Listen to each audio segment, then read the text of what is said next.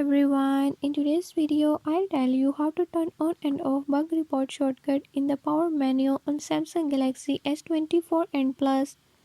In this video I'm gonna share few tips how you can do it.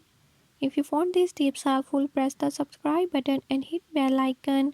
Make sure to watch complete video and learn how you can do it. Let's watch the video.